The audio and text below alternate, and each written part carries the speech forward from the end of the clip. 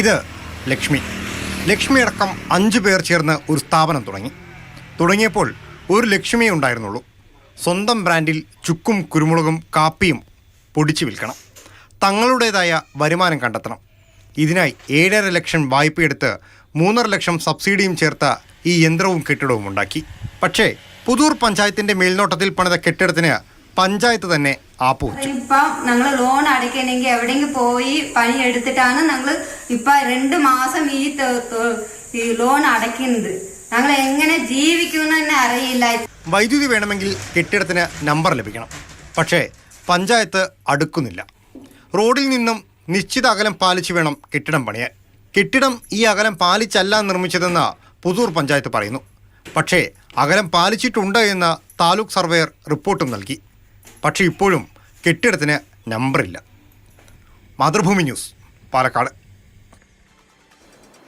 ഗോകുലുണ്ട് കൂടെ. ഗോകുലെ, ഞാനിങ്ങനെ സശ്രദ്ധമായി റിപ്പോർട്ട് കേൾക്കുകയായിരുന്നു. ശരിക്കും എന്താണ് സംഭവിച്ചത്? സത്യം പറഞ്ഞാൽ എനിക്ക് പിടികിട്ടിയില്ല. ഇത് എന്തുകൊണ്ടാണെന്നിങ്ങനെ? അത് ശരിക്കും പറഞ്ഞാൽ ഇത് ആർക്കും പിടികിട്ടാത്തൊരു വിചിത്രമായൊരു കാര്യമാണ്. ഇതിലൂടെ ദുരിതത്തിലായത് ലക്ഷ്മി, രാജേശ്വരി, സാവിത്രി, സത്യ, അങ്ങനെ 5 പേരുണ്ട്. ഇതിൽ ലക്ഷ്മി മാത്രം ഇന്നലെ ജോലിയില്ലാത്ത കാരണം നമുക്ക് കാണാൻ കഴിഞ്ഞു. ബാക്കിയുള്ളവരൊക്കെ തൊഴിലുറപ്പും മറ്റു ജോലികൾക്കൊക്കെ പോയി ഈ ലോൺ വീട്ടിക്കൊണ്ടിരിക്കുകയാണ്. അപ്പോൾ അത്രയധികം ബുദ്ധിമുട്ടിലാണ് ഇവർ പോകുന്നത്.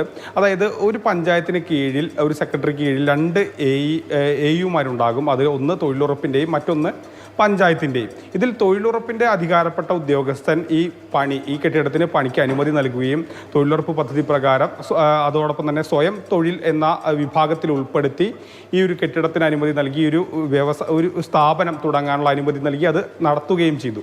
പക്ഷേ കെട്ടിടത്തിന് നമ്പർ നൽകേണ്ടത് മറ്റൊരു ഉദ്യോഗസ്ഥനാണ്. ആ ഉദ്യോഗസ്ഥൻ ഈ ഒരു ചട്ടം പാലിച്ചല്ല കെട്ടിടം നിർമ്മിച്ചതെന്ന് പറഞ്ഞ് കെട്ടിടത്തിന് നമ്പർ നിഷേധിച്ചു.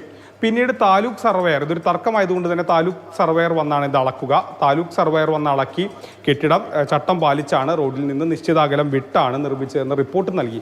പക്ഷേ ഇപ്പോഴും ഈ കെട്ടിടത്തിനൊരു നമ്പർ കിട്ടുന്നില്ല എന്നുള്ളതാണ്. അത് എന്ത് സാങ്കേതിക പ്രശ്നമാണെന്നുള്ളത് ആർക്കും മനസ്സിലാകുന്നില്ല. ഇപ്പോൾ ഇതിൻ്റെ ഒരു പ്രശ്നം എന്ന് പറയുന്നാൽ 8 ലക്ഷം രൂപയൊക്കെ ലോൺ എടുത്ത് എന്ത് സാങ്കേതിക പ്രശ്നമായാലും ഇതിന്റെ സാങ്കേതിക നൂലാമാലകൾ മാറ്റി എത്രയും പെട്ടെന്ന് കെട്ടിടത്തിന്റെ രജിസ്ട്രേഷൻ കിട്ടട്ടെ, അവർക്കൊക്കെയും ആശ്വാസമാവട്ടെ എന്ന് നമുക്ക് വിചാരിക്കാം. അതല്ലേ നിവൃത്തിയുള്ളൂ. നമ്മുടെ നാട്ടിൽ റോഡുകളുടെ കാര്യവും ഒക്കെ പലപ്പോഴും നമ്മൾ കാണുമ്പോൾ വിചാരിക്കാറുള്ളതാണ്. അതായത് ടാർ ഇട്ടതിൻ്റെ തൊട്ടടുത്ത ദിവസം വാട്ടർ അതോറിറ്റിക്കാർ പൈപ്പ് ലൈനിന് കുഴിയെടുക്കും. ഇതൊക്കെ ഇവർക്ക് തമ്മിൽ ആലോചിച്ച് ചെയ്തുകൂടെ എന്ന് നമ്മൾ ആലോചിക്കാറുണ്ട് എന്ന് പറഞ്ഞതുപോലെയാണ്.